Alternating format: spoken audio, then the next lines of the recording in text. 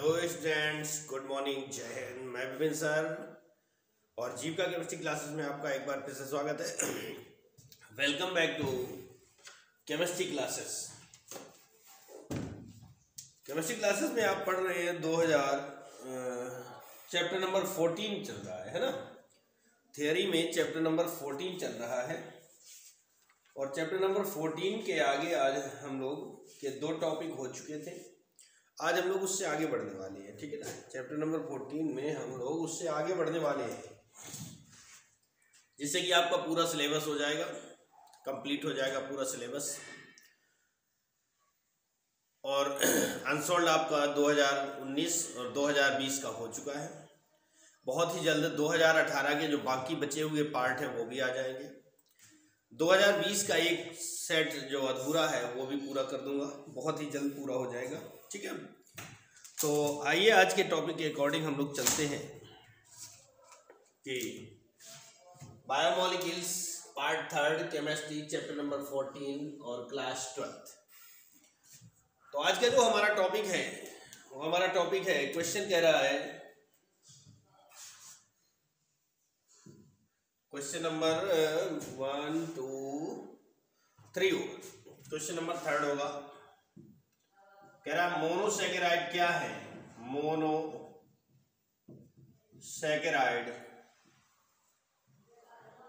क्या है। क्वेश्चन है मोनोसैकेराइड क्या है, इनका वर्गीकरण कीजिए। इनका वर्गीकरण कीजिए। तो आंसर लिखेंगे भैया, हेडिंग डालेंगे मोनोसैकेराइड।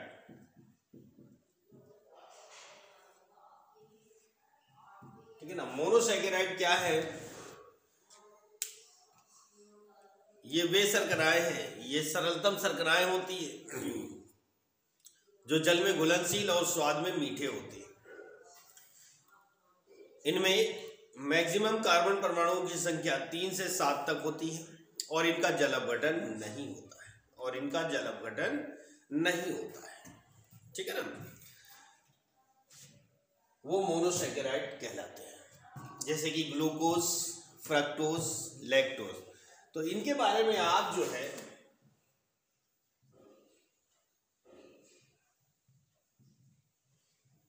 पार्ट नंबर 1 या फिर क्वेश्चन नंबर 1 में आप कर चुके हैं। Monosaccharide, oligosaccharide, polysaccharide. तो इसकी डेफिनेशन जो है आपको वहीं से मिल जाएगी और जो वर्गीकरण है वो हम आपको यहाँ पर करवा रहे हैं। तो हमारी जो अगली ये चीज, इसकी डेफिनेशन यानी जो परिभाषा है वो आपको कहाँ पर मिलेगी, पार्ट 1 में देख लें, या फिर इसी को कह सकते हैं उल्टे शब्दों में क्वेश्चन नंबर 1 पर देख लें। आज जो हमारा टॉपिक है वर्गीकरण, तो हम लोग इसका वर्गीकरण करते हैं किसका, मोनोसैकेराइड का, ठीक है ना। तो लिख सकते हैं क्या, क्रियात्मक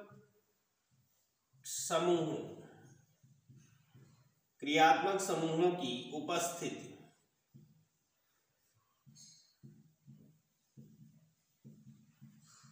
के आधार पर, क्रियात्मक समूहों की उपस्थिति के आधार पर मोनोसैकेराइड को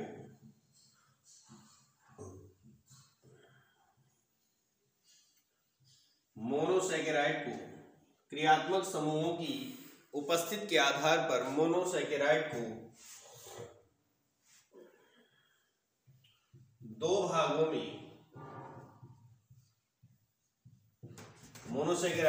भागों में बांटा जा सकता है।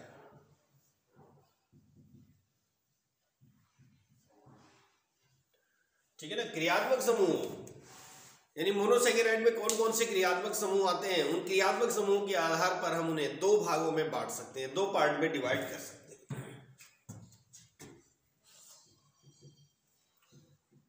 नंबर 1 है एल्डोज। पहली शर्करा आती है एल्डोज, हेडिंग डाल देंगे एल्डोज। एल्डोज जैसा कि नाम है उसी के अकॉर्डिंग जमता है। एल्डोज मतलब एल्डिहाइड, यानी ऐसी शर्कराएं जिनमें एल्डिहाइड समूह मतलब CHO समूह उपस्थित होता है वो कहलाते हैं एल्डोज शर्कराएं कहलाती है। ठीक है ना। तो आइए डेफिनेशन क्या लिखते हैं। वे मोनोसैकेराइड शर्कराएं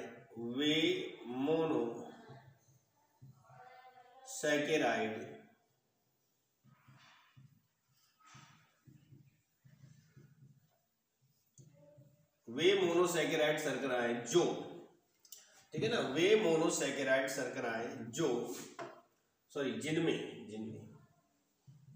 जिनमें सिंगल बॉन्ड CHO समूह उपस्थित होता है।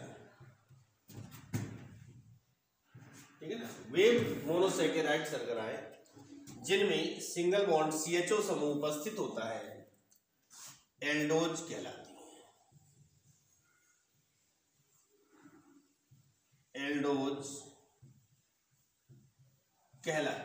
ठीक है ना। यानी ऐसी शर्कराएं जिनमें क्या होता है मोनोसैकेराइड समूह यानी CHO समूह उपस्थित होता है एल्डोज कहलाते हैं। जैसे फॉर एग्जांपल है ग्लूकोज, ग्लूकोज सूत्र लिखते हैं CHOH का होल 4 CH2OH। ठीक है ना। ये हमारी कौन सी शर्करा है? एल्डोज शर्करा। इसमें देख रहे हैं आप एल्डिहाइड समूह जुड़ा होता है तो इसे हम कहते हैं एल्डोज शर्करा।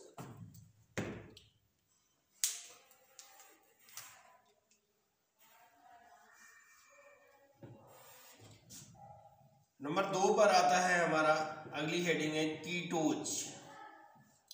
अब जैसा कि नाम से प्रसिद्ध है, नाम क्या है? कीटोज, मतलब कीटोन समूह उपस्थित होगा। क्या होगा? कीटोन समूह प्रेजेंट होगा तो ऐसी शर्कराओं को हम कीटोज शर्कराएं कहते हैं। ठीक है ना। क्या कहेंगे? कीटोज शर्कराएं कहते हैं, यानी जिनमें कीटोज समूह उपस्थित होता है वो कीटोज शर्कराएं कहलाती है। ठीक है ना।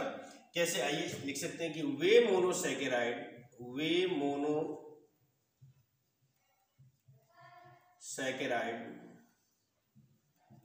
शर्कराएं जिनमें CO समूह उपस्थित होता है।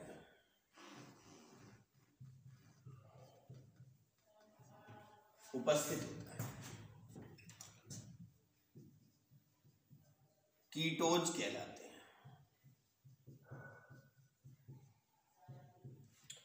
एग्जाम्पल जैसे कि फ्रक्टोज। अब फ्रक्टोज का सूत्र क्या होता है? CH2OH CO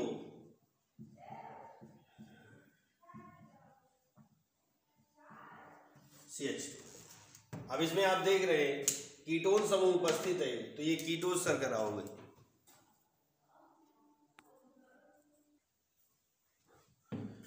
तो ये प्रश्न आपका कंप्लीट हुआ। आगे चलते हैं।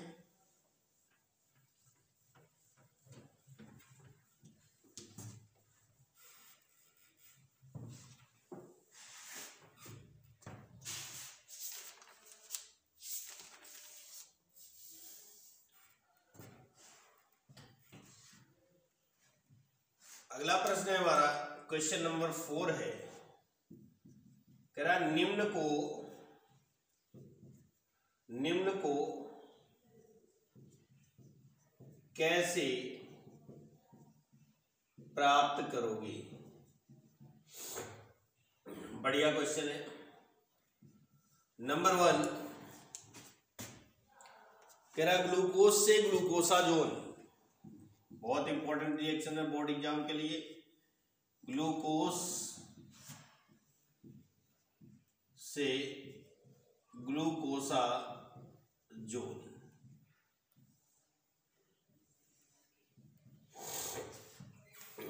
ग्लूकोज से ग्लूकोसाजोन, निम्न को कैसे प्राप्त करोगे? ग्लूकोज से हमें ग्लूकोसाजोन बनाना है। ठीक है ना। क्या करना है? ग्लूकोज से ग्लूकोसाजोन बनाना है। तो देखिए ग्लूकोज का सूत्र होता है CHOH का होल 4 CH2OH, ये हमारा ग्लूकोज है। क्या है भैया? ग्लूकोज। और इसकी क्रिया हम करवाते हैं फेनिल हाइड्राजीन से। किससे करवाते हैं? फेनिल हाइड्राजीन से, जिसका सूत्र होता है NH2। इसको हमने थोड़ा सा उल्टा लिख दिया, NHC6H5। तो जब इसकी हम क्रिया करवाते हैं तो हमारा ये इतना भाग जो है वो लेस हो जाता है, यानी माइनस का H2O हो जाता है, और ये पूरा उठ करके यहाँ पे जुड़ जाएगा, मतलब CH double bond NH C6H5 CHOH का होल थ्राइस CH2OH। अब इसमें ज्यादा घबराने की बात नहीं थी। यहां लिखा है CHOH का होल 4 और यहाँ पर होल थ्राइस लिखा हुआ है, मतलब इसके एक पार्ट, ये 4 बार है ना, 4 बार का होल 4 का मतलब ये 4 बार लिख सकते हैं। तो हमने क्या किया, एक को बाहर कर लिया है और 3 को वैसी ब्रैकेट में अंदर रख दिया है ना। तो इसमें कोई विशेष परिवर्तन नहीं हुआ। अब इसकी पुनः क्रिया करवाते हैं, इसकी पुनः क्रिया करवाते हैं फेनिल हाइड्राजीन से, NH2 NHC6H5 से। ठीक है, तो होगा क्या, माइनस C6H5 NH2, एक तो एनिलीन निकल जाएगा, ये क्या बन निकला, एनिलीन, और दूसरा NH3 निकलेगा। ठीक है, तो ये बच जाएगा क्या, CH double bond NH C6H5 CO CHOH का होल थ्राइस CH2OH, ये बन जाता है। ठीक है, ये बन जाता है, मतलब यहां से एक हाइड्रोजन NH2 के साथ लगेगा, NH3 के रूप में निकल जाएगा, और एक हाइड्रोजन इस NH के साथ लग जाए, NH2 बना के एनिलीन के रूप में निकल जाएगा। अब क्या करना है, इसकी हमें पुनः क्रिया करवाना है, फेनिल हाइड्राजीन से ही करवाना है, यानी NH2 NHC6H5। अगर ऐसा हम करवाते हैं तो ये हाइड्रोजन इस ऑक्सीजन के साथ, ये हाइड्रोजन इस ऑक्सीजन के साथ H2O के रूप में निकल जाएगा, और बचेगा क्या, सो देख लीजिए, CH double bond NH C6H5, ये तो जैसा था वैसे ही रख गया, C double bond NH C6H5 CHOH का होल थ्राइस, यानी ये हाइड्रोजन छोड़ करके बाकी सब यहाँ पे जुड़ जाएगा, कार्बन के साथ जुड़ जाता है, और CH2OH, ये हमें ग्लूकोसाजोन प्राप्त हो जाता है, ग्लूकोसाजोन, ये मिल गया ग्लूकोज से ग्लूकोसाजोन। ठीक है ना, क्या मिल गया, ग्लूकोज से ग्लूकोसाजोन प्राप्त हो जाता है। ठीक है, समझ में आ गया होगा मेरे ख्याल से, और आपने लिख भी लिया होगा। नोट्स बनाते चले, नोट्स बनाना बहुत जरूरी है। आप आपकी अपनी पढ़ाई के लिए बेहद जरूरी है कि आप अपने नोट्स को कंप्लीट रखें, है ना, नोट्स की तैयारी कर रखें, नोट्स को कंप्लीट रखें, जिससे कि आपकी प्रिपरेशन अच्छी से अच्छी हो सके। ठीक है, तो आइए अब हम साफ करते हैं और चलते हैं नंबर 2 पर। क्वेश्चन हमारा वही है, दूसरा क्वेश्चन क्या कह रहा है, ग्लूकोज से सार्बिटाल, नंबर 2 पर कह रहा है ग्लूकोज से सार्बिटाल।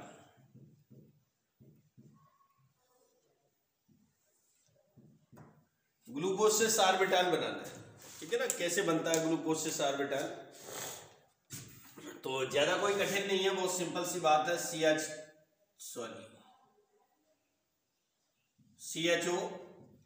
CHOH का होल 4 CH2OH, इसका आप चयन करवा दीजिए। क्या करवा देते हैं, अपचयन। ठीक है ना, क्या करवाते हैं, अपचयन कराते हैं। अगर हम इसको अपचयन कराते हैं तो ये बन जाता है क्या, CH2OH, यानी एक हाइड्रोजन यहां से लग जाएगा और एक हाइड्रोजन O के साथ लग जाएगा,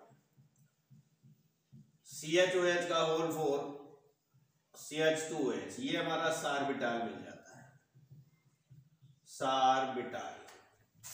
और ये है हमारा ग्लूकोज, तो ग्लूकोज से सार्बिटाल, है ना। वेरी सिंपल, कोई कठिन टॉपिक नहीं है, ठीक है ना। तो ज्यादा परेशान होने की कोई बात नहीं। ठीक, इसको साफ करते हैं।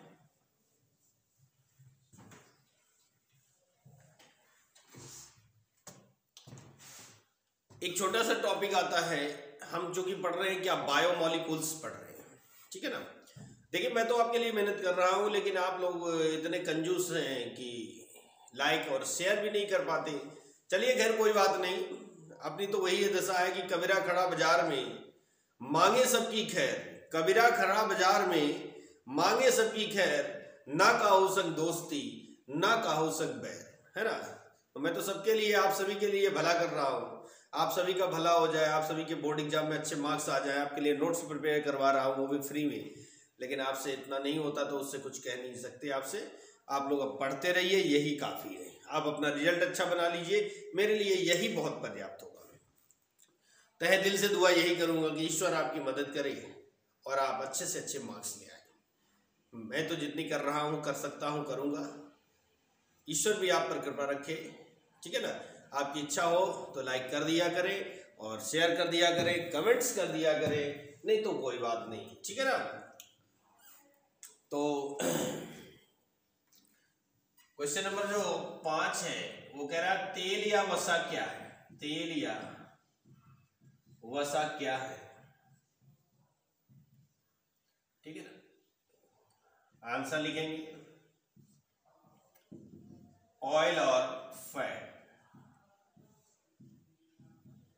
ठीक है। हमारी हेडिंग बन जाती है ऑयल और फैट, तेल या वसा।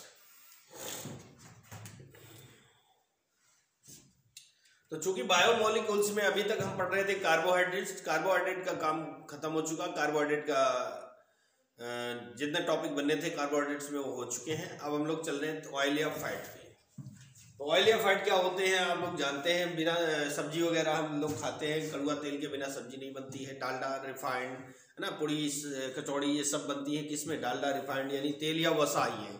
यानी कड़वा तेल, डालडा, रिफाइंड, ये सब क्या है आपके, देसी घी, ये सब वसाएं हैं, फैट है, ठीक है ना। क्या है, वसाएं हैं, फैट है, जिनका उपयोग बहुत ज़्यादा होता है हमारे शरीर पर भी और हम लोग खाते हैं। आजकल तो हम लोग फास्ट फूड पर जिंदा रहते हैं, तो फास्ट फूड बहुत खाते हैं, वो भी तेल में या रिफाइंड में ही सेके जाते हैं, है ना। तो आइए चलते हैं, क्या लिख सकते हैं, बहुत छोटा सा टॉपिक है, तेल या वसा हमारे शरीर के लिए, तेल या वसा हमारे शरीर के लिए बहुत आवश्यक है, ठीक है ना। तेल या वसा हमारे शरीर के लिए बहुत आवश्यक है और ये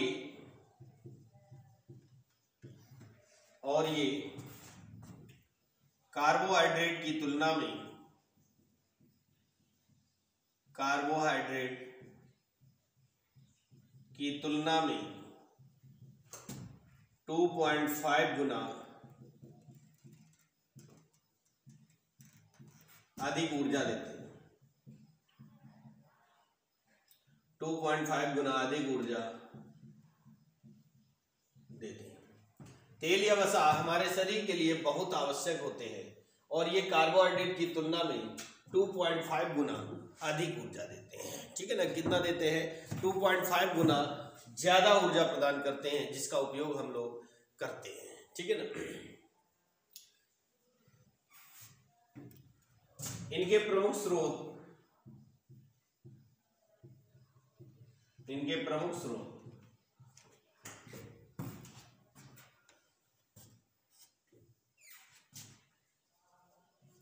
घी, मक्खन, मूंगफली का तेल,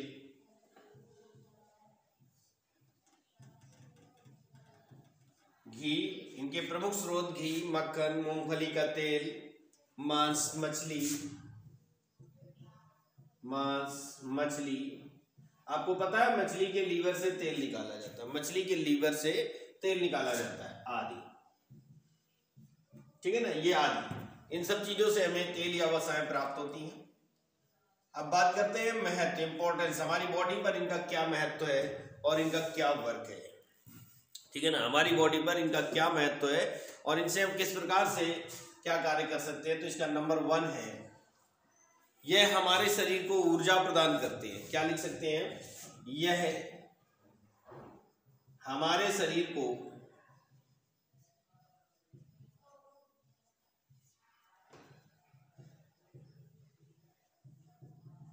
ऊर्जा प्रदान करते हैं, ठीक है ना, यह हमारे शरीर को ऊर्जा प्रदान करते हैं। क्या करते हैं, एनर्जी देने का कार्य करते हैं, ऊर्जा प्रदान करते हैं, यह हमारे शरीर को ऊर्जा प्रदान करते हैं। नंबर 2, वसा, ऊतकों, टिश्यू जो होते हैं, ठीक है ना, ऊतकों के निर्माण में सहायक होते हैं। यानी हमारी बॉडी में जो टिश्यू, हमारी बॉडी ही टिश्यू से बनी होती है। आपको पता है कि हमारी बॉडी का बहुत छोटा सा पार्ट क्या होता है, एक कोशिका होती है। जब बहुत सारी कोशिकाएं मिलती हैं तो टिश्यू बनता है, जब बहुत सारे टिश्यू मिलते हैं तो ऑर्गन, कई सारे ऑर्गन मिलकर ऑर्गन सिस्टम बनाते हैं और कई ऑर्गन सिस्टम मिलकर के बॉडी की रचना करते हैं। हमारी बॉडी में 7 ऑर्गन सिस्टम काम कर रहे हैं, तब जाकर के हमारी बॉडी का निर्माण होता है, ठीक है ना। तो ये ऊतक बनाने का कार्य भी करते हैं। नंबर 3 आता है, शरीर का ताप नियंत्रित करते हैं, शरीर का ताप नियंत्रित करते हैं, ठीक है ना। क्या करते हैं भैया, शरीर का ताप नियंत्रित करते हैं, टेम्परेचर को नियंत्रित करने का कार्य करते हैं। नंबर 4, विटामिन्स के लिए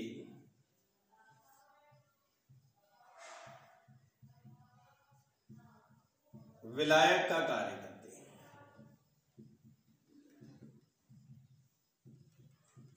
यानी विटामिन्स को घोलने का काम करते हैं। विटामिन्स 2 प्रकार के होते हैं, वसा में घुलनशील और जल में घुलनशील।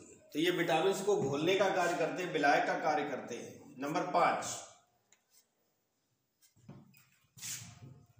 संचित भोजन के रूप में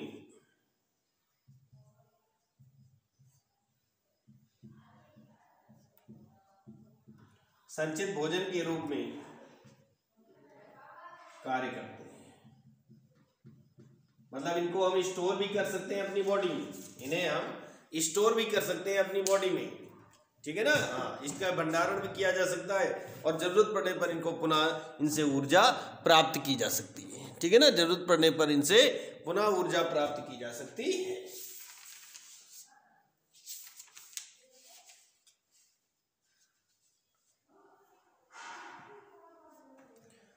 ये था, आगे का टॉपिक है। अगला क्वेश्चन क्या कह रहा है,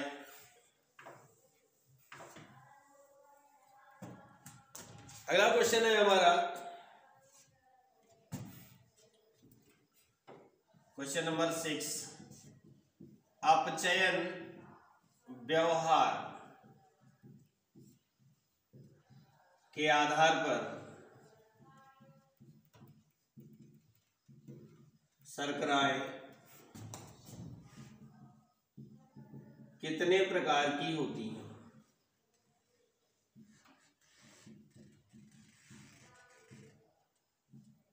अपचयन व्यवहार के आधार पर शर्कराएं कितने प्रकार की होती हैं, आंसर है, ठीक है ना। क्वेश्चन बनता है अपचयन व्यवहार के आधार पर शर्कराएं कितने प्रकार की होती हैं, तो क्या लिखेंगे, अपचयन व्यवहार के आधार पर शर्कराएं, अपचयन व्यवहार के आधार पर शर्कराएं 2 प्रकार की होती है।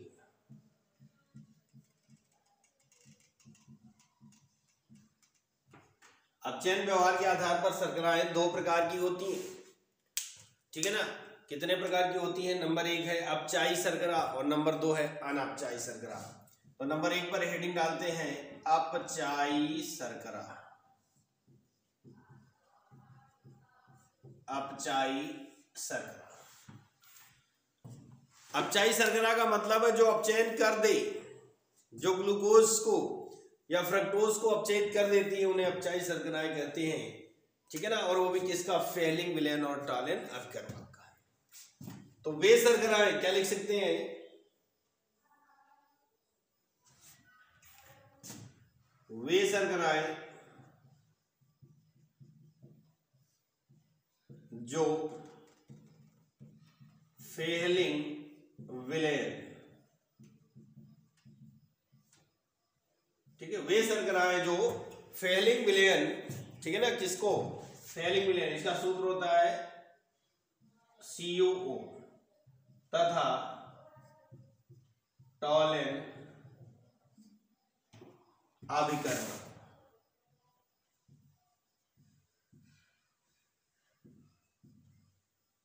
वे शर्कराएं जो फेलिंग, विलेन, अब इसका सूत्र होता है Ag2O। वे शर्कराएं जो फेलिंग, विलेन तथा टालिन अभिकर्मक का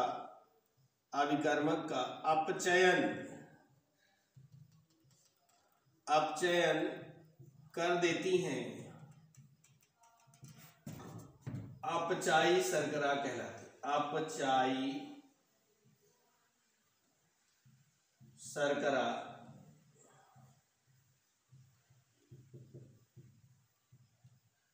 कहलाती। वे शर्कराएं जो फेलिंग, विलेन तथा टालिन अपकर्मक का अपचयन कर देती हैं, यानी उनको अपचयित कर देती है, अपचायी शर्करा कहलाती हैं। जैसे कि glucose, fructose, lactose. Glucose, fructose, lactose आदि, ठीक है ना। ये क्या करती हैं कि फेलिंग, विलेन और टालिन अपकर्मक का अपचयन कर देती है। आइए एग्जांपल देखते हैं। CHOH का होल 4 और CH2OH, ये हमारा ग्लूकोज है। क्या है भैया? ग्लूकोज। अगर हम इसको Ag2O यानी टालिन अपकर्मक के साथ अपकृत कराते हैं, किसके साथ? टालिन अपकर्मक के साथ अपकृत कराते हैं, तो ये बना देता है क्या? COOH, CHOH का होल 4, CH2OH, ठीक है ना। ये हमारा बन गया, और प्लस 2Ag, यानी सिल्वर का ब्लैक पीपीटी देती है, सिल्वर का ब्लैक पीपीटी प्राप्त होता है। ये काम कर देती हैं, यानी अपचयन कर देती, तो वो कहलाती हैं अपचायी शर्करा। समझ में आ गया होगा? आपने नोट भी कर लिया होगा, ठीक है ना। अब इसी तरह से अगर हम इसकी क्रिया टालिन अपकर्मक से करवाते हैं, यानी 2CuO, किससे करवाना है भैया? टालिन अपकर्मक से करवाते हैं, तो क्या होता है?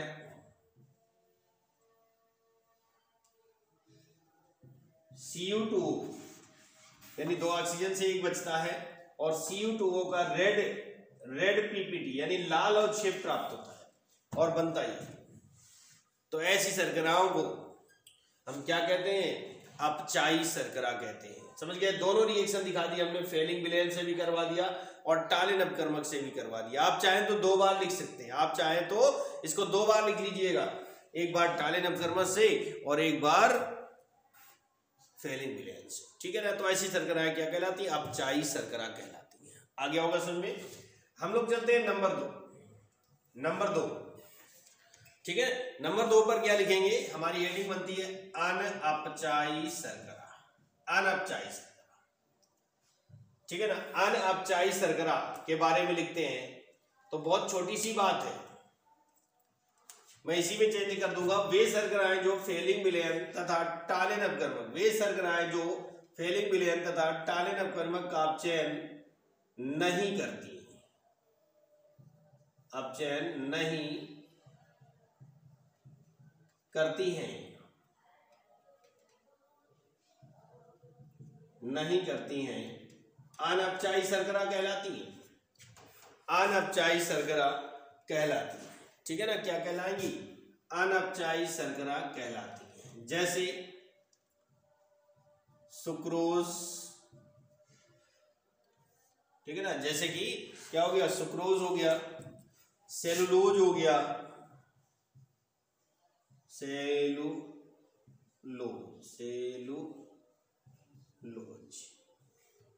आदि। ये शर्कराएं क्या है?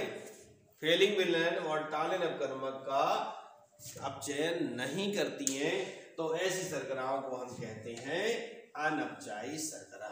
ठीक है ना, क्या कहेंगे? अनअपचायी शर्करा। आइए एग्जाम्पल देखते हैं। जैसे कि sucrose C12H22O11 plus 2CO arrow mark no reaction. ठीक है ना, C12H22O11 plus Ag2O no reaction. यानी ये क्या करती हैं? अपचयन नहीं करती हैं। तो जब कोई अभिक्रिया नहीं देती, अपचयन नहीं करती हैं, तो उन्हें हम कहते हैं क्या? अनअपचायी शर्करा। ठीक है ना। तो प्यारे बच्चों एवं दोस्तों, आज का टॉपिक यहीं तक रहेगा। तब तक के लिए नमस्कार। और फिर से एक निवेदन है कि वीडियो को लाइक कर दिया करें, शेयर कर दिया करें, और चैनल में अगर नए हैं तो चैनल सब्सक्राइब करके बेल आइकन को प्रेस करके आप सारे वीडियोस की नोटिफिकेशन पा सकते हैं। और प्लेलिस्ट पर जा करके आप अपना अनसॉल्ड तैयार करो बेटा। हर तरह से अनसॉल्ड की तैयारी अगर आप नहीं करेंगे तो आपको बोर्ड एग्जाम में अच्छे मार्क्स नहीं मिलेंगे। ये आप हमसे ज्यादा बेहतर जानते हो, है ना। ये आप हमसे ज्यादा बेहतर जानते हो। आपके सारे अनसॉल्ड की सोल्यूशन उपलब्ध है, बड़े आसानी से आप कर सकते हो। Okay, thank you. जय हिंद, जय भारत।